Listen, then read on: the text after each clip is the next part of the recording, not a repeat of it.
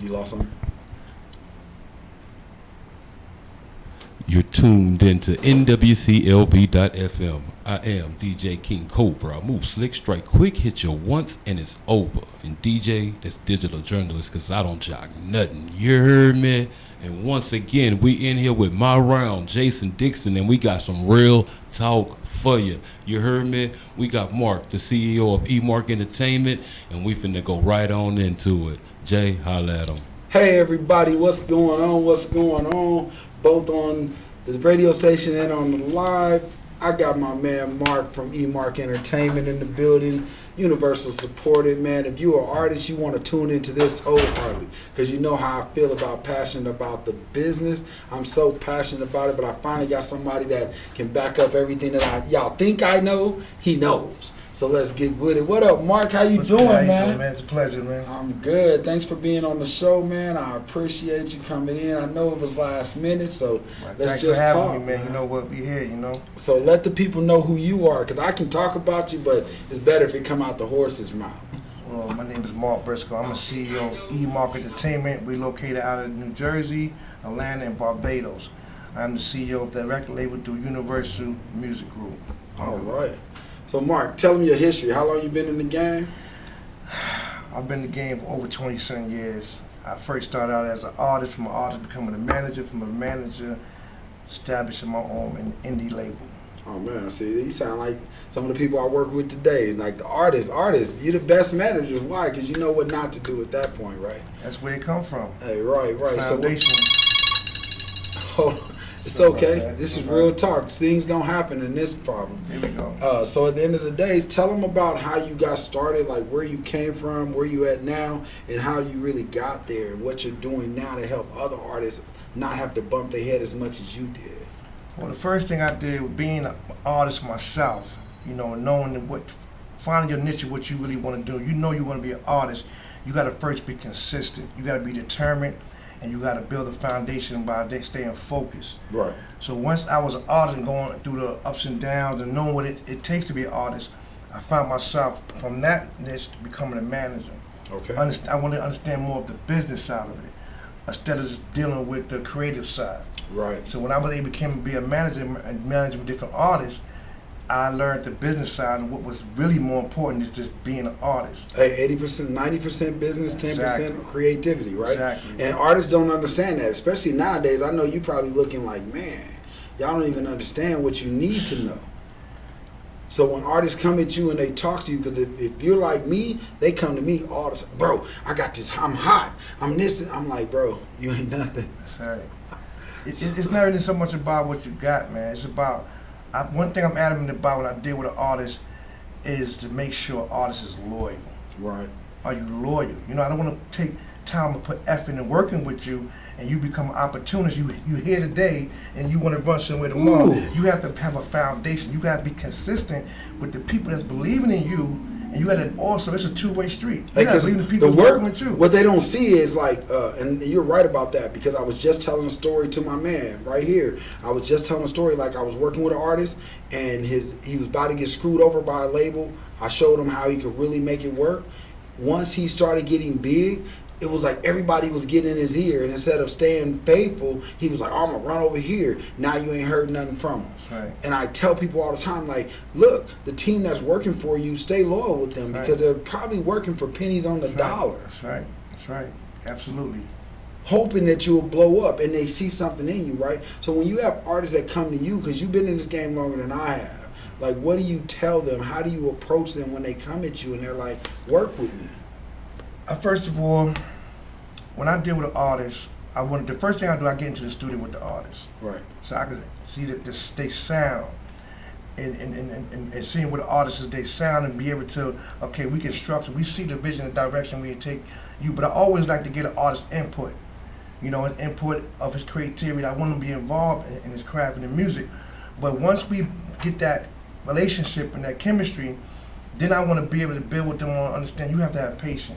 Right. Most artists come and they got 2 or 3 years in the game, and then they get impatient because they think things. So a lot of times they make a desperate decision because they're about the money. Right. The money gonna come. You know, the money's already being invested in you. We got to put money for your music. Say that again. They looking for the money to come, but the money's already up invested. You're Right. investing the money in you now. Right, we doing it when I go. Me and Cap, my guy, we talk about it all the time. Like, I'm out here searching for studios for you. I'm out here talking to people all day. The money, the time, the effort is already being put in. But all they want to do is chase the dream. So what I talk about all the time, and tell me if I'm wrong, I tell artists, quit trying to be famous and let me actually help you make money off of what you love. A lot of times artists go based off the hype, what they see. Yep. You know, we already have everything in-house from production, studio, recording, videos, everything is in-house. So you don't have to go outside. If you can't believe in the team you're already working with, then why are you here? Right.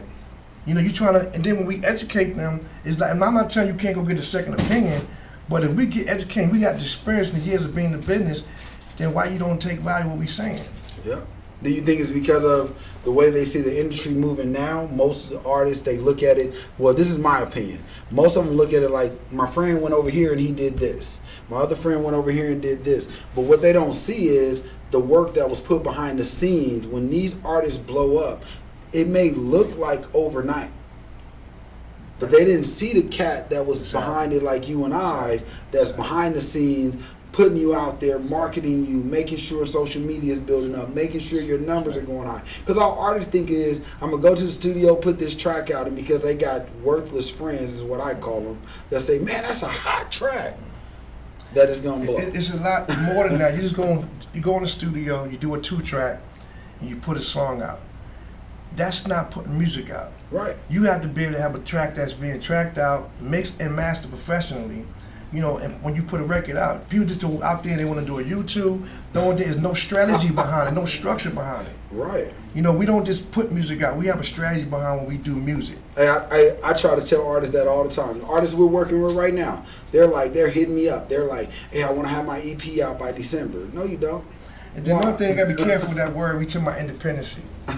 That's one thing you got to be very careful about, because if you're working with a team, it's not about independency. Right. There's no, you have to be able to be a team player, but know your position, know your part. Right. Everybody got a part to play. You know, you don't just be with a team and you turn around and you want to just go do what you want to do without coming to the round table and saying, give me your opinion or your ideas, just do it, and then I got to hear later on. You could go out there and make a big mistake and hurt yourself. Right.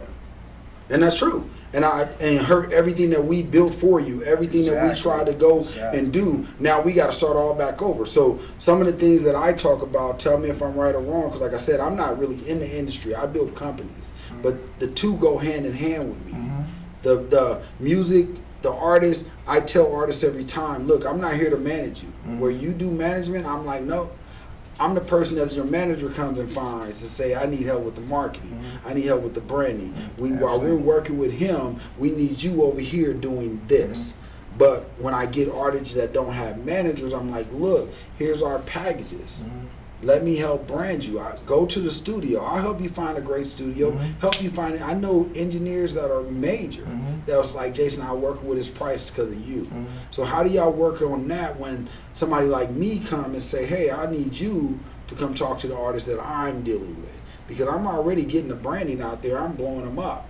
But I need somebody that can take over and book and manage and get them down the right path. How do you walk into something like that? Well, one thing artists got to understand is patience. They don't have enough patience. They'll put a song on and think it'll happen overnight. Yeah.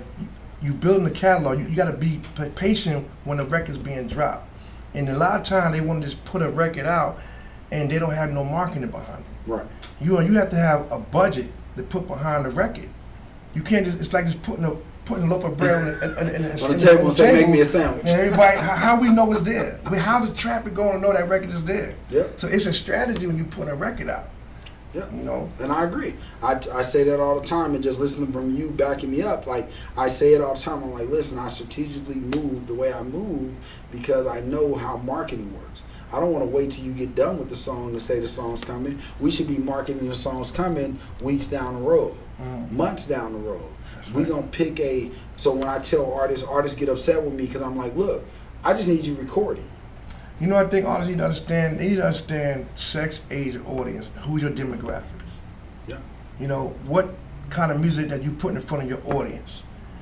You know, you just putting music out, you need to understand the type of audience that you're giving your music to. It's like I give an analogy: a tree does not bear fruit for itself; it bears fruit for others. People. But a lot of artists write music for themselves and they take it personal. Yep. You're not buying your own music. You got to understand your demographics. Understand the people with the sex, age, and audience who you marketing yourself to. Because you're talking about creativity, right? So you're saying that I'm creating something. I tell people that with their logos. I'm like, quit telling me what you like. Exactly. I need to know what's going to make the customer reach out. Absolutely. So when I design it and you come back and you're like, oh, I don't like the way that look. It don't matter. Exactly. Run it by. So that's where I tell artists the listening parties come in. Exactly. I tell you to give me 28 tracks. I mean, give me 28 tracks because we're going to set up this listening party. Exactly. I'm going to call in the people that I know that can make waves. Right. They're going to get a piece of paper when they walk through that door. Right. And they're going to judge the music. And guess what we're going to do? We're going to feed them, give them drinks, and they're going to give us their opinion. It's all called data. Music is ran by data, but the artists don't understand that. And to come with personality, your record has to have personality within your own character as an artist. Sometimes it's not even about your music. People just like you. And because they like you, they like your music. Right. You know. So, but they won't go buy it, though. Tell the truth. Tell the truth. I tell people all the time, they may play your stuff because you let them get it for free. But the minute you say, come pay for me to be in this concert, what they doing? Exactly. That's why there's a difference between having a follower and a fan. Right. Follower could press a like, but a fan going to support your music. They're going to buy your merchandise. They're going to come to your shows. That's what you need to analyze and focus on, having people become a fan, not just a follower. But most people nowadays are in this inner, what I call this, I call it one of the seven deadly, the vanity stage. Mm-hmm. They care more about the likes because that's what I hear about. Man, I got 2 million followers. How much money you making? I got 2 million followers, but your music's not moving. Absolutely. You a clown. And first of all, we already know the data. We know the analytics of numbers anyway. A lot of people pay for these numbers, and when you look at the comments and likes, it don't add up. And nowadays, they paying for that. Right. You know, you got all these people. You got 1 million followers, but you can't bring 1,000 people to a show. At all.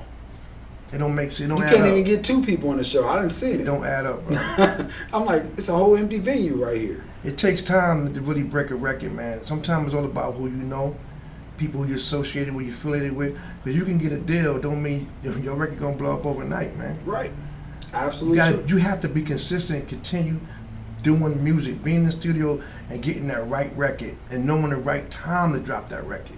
And that comes from numbers, so that's where your team comes in, right? Absolutely. Your team is looking at the numbers. You're just looking at what you like. That's right. We have a team, man. It's a passion, Absolutely. so that's what I love about you. Absolutely. So I wanted to get you on. I know it's kind of short, but we're going to have another one, though. Definitely. So I wanted to get you on. Tell them where to find you if they're looking for somebody to work with. If they're great, don't hit my guy up if you're not a great artist. If you ain't willing to put the work in, don't hit my guy up. Don't hit me up because I'm gonna tell you the same. Well, we got a situation coming up. We're gonna be on some major platforms, having artists open up for A-list artists like Barclay, major arenas, 20, 30,000 arenas from East Coast, West Coast, even overseas. We have a lot of major shows coming up in 2024. We're in the process of locking in right now. So that opportunity open for the artists, like you said, you got to be ready. Don't come here if you ain't got your spirit, mind, and body right. Yeah, or you're not open-minded to take direction. Yeah, because I'm not gonna point you to them. I can contact them. You guys gonna call me, and I'm gonna be like, bro, you ain't even got a logo. What we doing? Right. So go on and tell them how they can get in contact with you, what they should be looking out for, man. Go ahead and tell them all the information they need to know, and I'm just grateful you came on. We on all platforms, all social media, EMARC Entertainment. We on all platforms. You can find us on every social media. Our website is emarcentertainment.com. We on Instagram, EMARC.entertainment.com. That's where we at. Our website, and we on all social media, all platforms. You can follow us. Just type us in, Google us, we pop right up. Hey, y'all, and I want to say y'all heard some real talk, but y'all know I wasn't going to give y'all all the knowledge. That's why I'm cutting it short. Because if y'all want to come back and hear the rest of it, my man's going to come back and give me a second part too, because we really like knowledge. But from that time, we're going to have more information about the tours. This is Real Talk with Jayson Dixon. I appreciate you guys tuning in. Mark, I appreciate you. I appreciate you. Have a great day, boss. All right, you have a good one. Thank you for tuning in to Real Talk with Jayson Dixon, featuring Mark, the CEO of EMARC Entertainment. And when you're in Las Vegas, Nevada, come holler at us at Nevada Wellness Center, the only 100% black-owned dispensary in Nevada. And Silver Black Attack, that's 100% African-American owned cultivation, and we put out a lot of strands into the dispensary downstairs. So holler at us, grab you something from downstairs, and holler at your boy Capione upstairs. And oh yeah, I am DJ King Cobra. I move slick, strike quick, hit you once, and it's over. And DJ, that's digital journalist, because I don't jock nothing. You heard me? Hey, tune in to NWCLV.FM. Off top, we You could have went in deeper. I know, but